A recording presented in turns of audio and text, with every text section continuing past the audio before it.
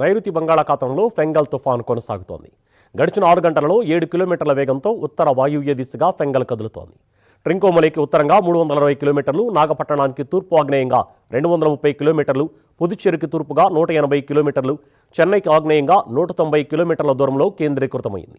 ఇవాళ మధ్యాహ్నానికి కరైకల్, మహాబలిపురం మధ్య తుఫాను తీరం దాటనుంది. తుఫాను ప్రభావంతో కోస్తాంధ్ర, రాయలసీమ జిల్లాలలో వర్షాలు కురవనున్నాయి. దక్షిణ కోస్తా, రాయలసీమ జిల్లాలలో కొన్ని చోట్ల భారీ నుంచి అతి భారీ వర్షాలు కురిసే అవకాశం ఉంది. తుఫాను నేపథ్యంలో నెల్లూరు, తిరుపతి, చిత్తూరు జిల్లాలకు రెడ్ అలర్ట్ జారీ చేశారు.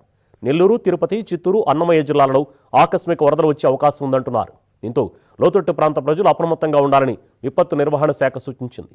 కోస్తా తీరంలో గంటకు 55 నుంచి 65 కిలోమీటర్ల వేగంతో గాలులు వీస్తున్నాయి.